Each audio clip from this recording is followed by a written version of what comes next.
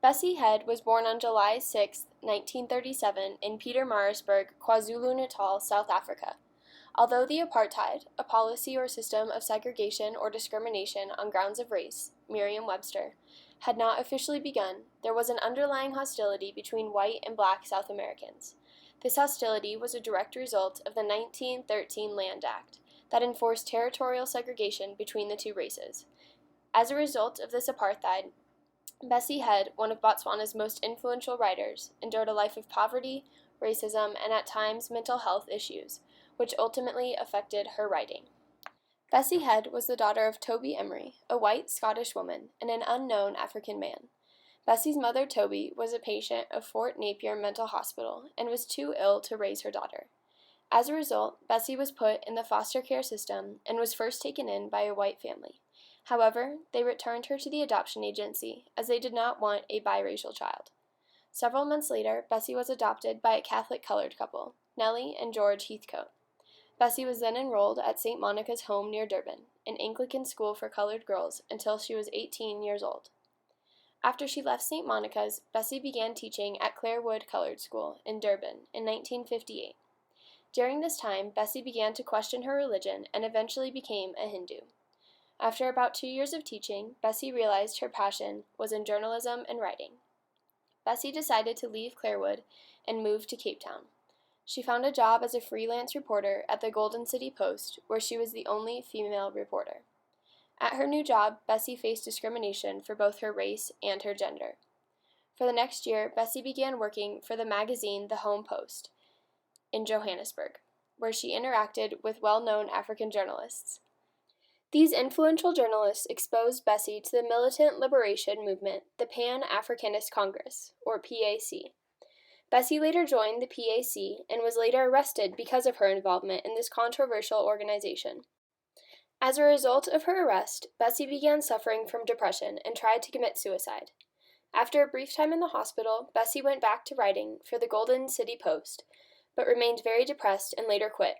She then went off the grid for a few months.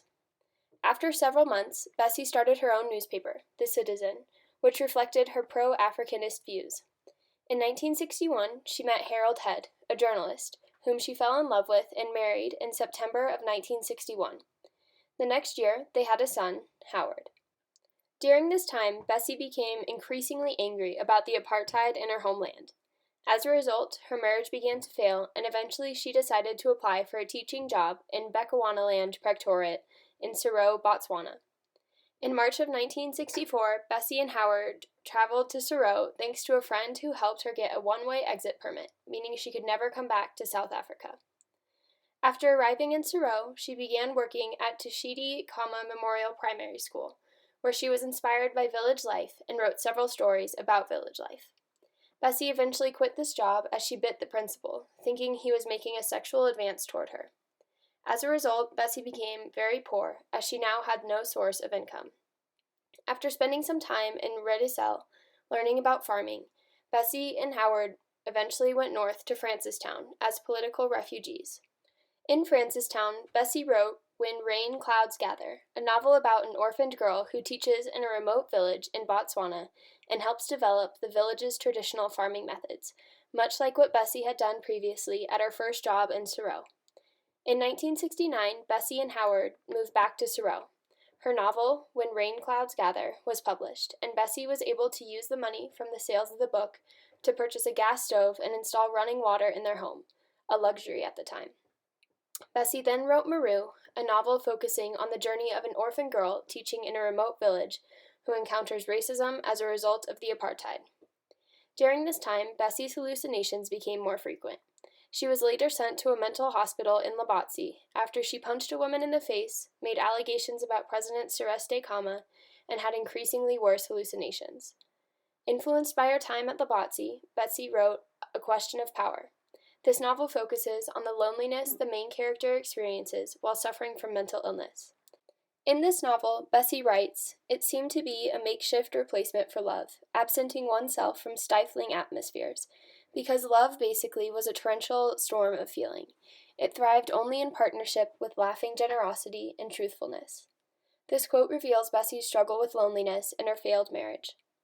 Bessie died on April 17, 1986, of hepatitis at age 48. At this time, Bessie was just beginning to gain recognition for her writing.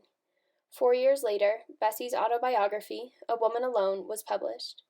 In her autobiography, Bessie reveals her revelation about the cruelness of a white man in a park that was influenced by the apartheid, stating, "It never occurred to him that he was achieving the opposite of his dreams of superiority and had become a living object of contempt, that human beings, when they are human, dare not conduct themselves in such ways." In 2003, Bessie was awarded the Order of Ikimanga, the highest award in South Africa. This award is given to those who excel in culture, literature, music, journalism, arts, and/or sport. Bessie Head lives on in her multiple novels, short story, and autobiography, all of which were heavily influenced by the racism and hardships she faced throughout her life.